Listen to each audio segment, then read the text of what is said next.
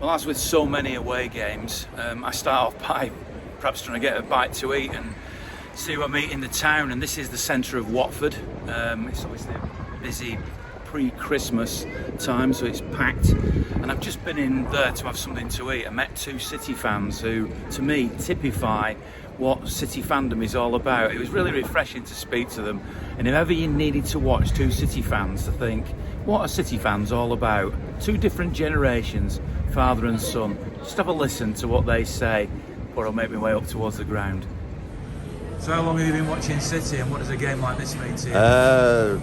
First game was 1977, Birmingham at home, Main Road. It was absolutely brilliant. Night game with the grass was so green, and it was just, I was just hooked from then.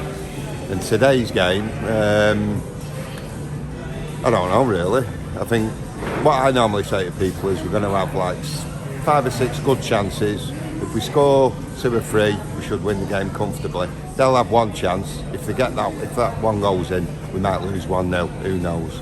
The typical day of watching City, ups and downs. When you're watching City play as well as they are doing at the moment, first half at Aston Villa, outstanding, for example. Yeah. Why are you so humble? Why are you not more buoyant? I mean, Chelsea have lost today already. Well, you don't want to get too ahead of yourself, and you always know 2-0 is the most dangerous score in football, because they get one back like they did on Wednesday night. It was game on again, and it's being watching City. It is that roller coaster. Sometimes you're up, sometimes you're down. You're always expecting it to go down. Maybe ask me in another 5-10 years, we might be, well, we'll win every game 5-0. But then who knows if we'll be where we are now. You're not there then yet? No. We don't want to be like our neighbours and rivals where we think we should win everything and we're entitled. You know, who knows, could be in the 3rd division again in so many years. Hopefully, it's just up and down all the way. At the moment we're having it up and we're still on the up. Do you feel any different? Because you're younger, do you have a different attitude towards City's success? No, because I've learnt everything from like my dad. So quite, you know, optimistic now, but I'm quite the pessimistic like my dad. But I think the more Pep brings that, and you know, that sort of mentality to the team think like that. But I think as City fans will always be the way we are, and I hope we never lose that, because you know I do hear moans and groans when we do lose, or we are losing to lower teams where you think we shouldn't be losing to these. But you've got to remember where we've come from, and like we say, we're having an up now, but it could always go down, and we don't want to end up like our rivals who are entitled and, you know, think they should be where they're not. So yeah, but up the Blues. Yeah. So if a non-City fan was watching this, how would you define a City fan then? It's quite hard because I am a City fan through and through. But I'd say someone that's been loyal, you know, loud, proud and loyal, like the Blue Alliance back in the day. So, you know, that's the way I've grown up. My dad's always taught me that. But, you know, I'll never be entitled, and, you know, Pep Guardiola is like, you know, I thank him for everything he's done. But, you know, I know after that he might go back down, and I can accept that because, you know, we're having the good times at the moment, like the lads did in the 70s. And like we have in the earlier days, you know, we won the FA Cup in 1904, like 52 years or something like that before Liverpool. So, you know, we have had success in the past, and I think as a City fan we need to know that. But obviously we're on the up now, and we're having one of the most successful eras of Manchester City Football Club, and you know, we're here to enjoy it. And obviously, I always say to my dad, you know, every trophy we win is for every single City fan, and it always will be, you know, and when I go or my dad goes, it always will be. So yeah.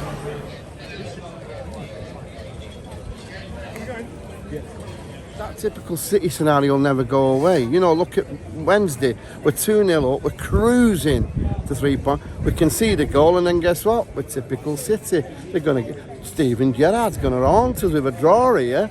No, I just think that, you know, I can never be anything other than the old City fan. The young kids might be different, but I can't change my mindset of typical So when City. you hear that as a Watford fan, do you think that's... Can you believe that modesty? I mean, City, in theory, should come here and win quite comfortably, shouldn't they, against you a lot? They should do, but the thing with us is we can play absolutely shocking, and then all of a sudden, like against Man United, come out the blocks from the word go and just look like a totally different side. So what are you expecting today then? I think I'm looking at 2-1 to Man City, to be honest. The goalkeeper we've got at the moment is not particularly very good and very confident, so hopefully I'm wrong. Hopefully it's the other way around. We all come out here, you know, get freezing cold, but enjoy ourselves. Not only that, great for the kids as well. The kids absolutely love it. Let me ask them what they Right, think the kids. score. Right, kids, you've just been discussing the game. What's the score going to be? I think 3-1 to City. 3-1 to City, 1-0 Watford. 1-0 Watford. So you're sticking with them, despite your worries about the goalkeeper. Yeah. I just noticed this outside the ground, and I've seen it before. Tribute, of course, to Graham Taylor, long-time manager of Watford, a man I had the great pleasure of speaking to and interviewing on many occasions. An absolute gentleman, a lovely, lovely guy who loved football, and it's lovely to see there's a tribute here to him, apart from obviously inside the stadium, but great man, Graham Taylor. So you've obviously seen the result of the Chelsea game earlier on, and as we're stood here now, Liverpool are still playing, but this is a big opportunity for City, isn't it? Are you confident they can take it? Yeah, I think we will. I think we'll do it, and I think we'll push through to the end of the year, and I think we'll be all right. I think we'll win the league. Not the empty City coaches just going past you now in the background. There's the one with all the logos and everything. Because of how good City are, I've been speaking to some City fans who are actually quite modest. You're a young fan. Yeah. Do you feel quite sort of ultra confident these days when you're at City? I'm never really ultra confident. Never. Always a pessimist. Yeah, always a pessimist. I mean, you look at Liverpool and you just think they're a machine and they'll just go and just run over any team. We're And better than them. I think we can beat them, but I don't think we've not quite got that mentality yet. But I think it is coming. Compared to even with the players that we had 10 years ago with Silva and Yaya and company, we never really had that mentality. But now I think it is coming, and I think we will get there. Is that what makes City fans different than everybody else? I just think it's... You've got a bit of humility, haven't you? Yeah, because so many years of just disappointment, and it was like one step forward, 2 steps back. I think it's just ingrained in us. I don't think it's ever going to you're get. very young. I mean, yeah. how old are you? I'm 19. I'm 20. 19. Yeah. So you've not seen the bad times, No. but you're still appreciative of Yeah, where because City have come from, if you like, in recent years. yeah, and you'll never find me predicting a big one. I lost here. We're going to get beat every week, literally every time, and I don't know why. So how are we going to go on today then? Win 3-0 today. Win? Win 3-0. Oh, you're still confident then, aren't you? Yeah. What are you going for? Yeah, 3-0, same. So what's your job here today? You're still just near Graham Taylor there in the background. Yeah. What are you up to? So basically, these are new Premier League surveys. They're going to be at every single Premier League game. What the FA want to find out is, number one, how many people are coming to games who are vaccinated, whether it's 1, 2 or 3 jabs. And number two, what they tend to use to evidence it. So what I tend to say to people is I ask them if they're vaccinated. If they say yes, I ask them if they use the NHS app or the physical/digital card to evidence it more. And then I just tick for each one. Mark, you're an American-based journalist, formerly the New York Times, but a big blue. You follow Blues home and away. I know you're here on a brief trip. What's it like being at the game? It's been fantastic. I hadn't been here since the League Cup in March 2020, and obviously the whole world changed for all of us right after that. So this is game 3 of a great week for me. Obviously, the fixtures cooperated so nice to be able to see 3 games in such a short space of time. So I was at the Snow Bowl against West Ham and went to Villa the other night to see the Grealish return, and now this. I hadn't been to Villa since like 1997. I haven't been here since about 98. So love coming to. There's nothing like an away game, obviously, just to sing. I mean, the other night I think the fans were singing the Ruben Diaz song for 15 minutes straight, and so I've just been walking around singing it under my mask. I can't get it out of my head. Love it. I've been talking to a couple of City fans who are still very humble about their expectations because we remember what it was like not too long ago. Is that what makes City special to you? I mean, I have to say, I have such fondness for those old times. I started following City in 1980, but I didn't actually get to see a game in person till 96, which, as you remember well, was the first 5 years of that was really the darkest times in the club's history. So to be able, my first game was, I love telling this story, my first game ever was at Selhurst Park, 3-1 defeat. It was, City had just tried to hire Harry Bassett. He wouldn't come to City, stayed at Palace. Palace destroyed us that day, and the City fans sang the whole second half. And coming from America, I had never seen anything like it. And then the second game was a 4-1 loss to Lincoln in the League Cup. Uwe scored within seconds, my favorite player, and we lost 4-1. It was just awful, but like to remember those times, and really it was years that it went on like that, and then to what we get to see now, and just the West Ham game, the skill in the first, I mean, that was an ice rink out there, and the skill that those guys were playing with, the possession. I mean, West Ham couldn't get it off us. It was just, you have to pinch yourself when you think back and remember what the mid-90s were like. So I've got to ask you, you said you didn't attend your first game until those dark days, but before that you were a Blue. Why? I got exposed to English football when I was really young, picked City out of a magazine purely because I loved the kit. It was similar to the kit my little team was playing with when I was 11 years old, and I didn't know anything about English geography or anything. So, you're an 11-year-old kid and you pick a team because you like the kit, but I did stick with it. And then I've been coming here since the mid-90s. I've come here just about every year, except obviously when COVID didn't allow it. And Manchester's like a second home now. So I had 6 days in the city centre just soaking it up, and then a couple days down here in London and back to the real world on Monday. Well, let's not do it for you this afternoon. I mean, they will. I'm not worried. I'm not too worried.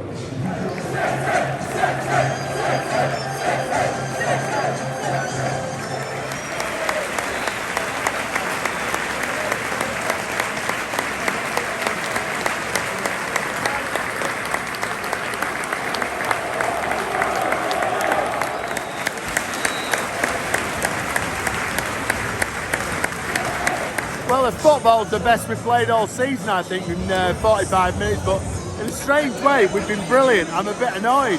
2 goals, it could have been 3 or 4, and then the game's completely over. Play like that for the second half and we'll win, but just let's hope they don't get rallied. That Bernardo's pretty special, isn't he? Yeah, absolutely. How he squeezed the ball in from that narrow angle, I have no idea. And I think Sterling's looking much, much better. More sharp, looks like he's got a goal in him, so as well as the one he's already got. Get another one. I think you'll get your wish in a second half. I hope so. I never predict on football, as you know, Ian.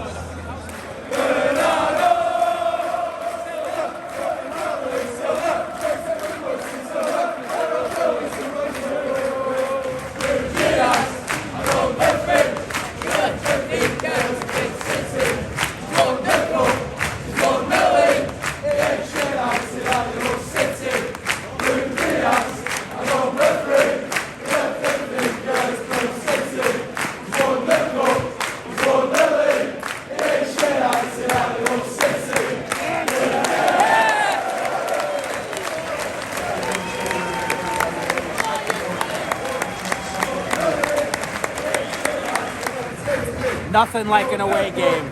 Nothing like an away game. This is probably my last game of the season in person, so this atmosphere's got to carry me all the way through May, but it will. And I'm probably not the most qualified to make this list, but how many players in world football right now are better than Bernardo Silva? 2, 3? Who are they? I'd love to see that list because the guy is from another planet right now.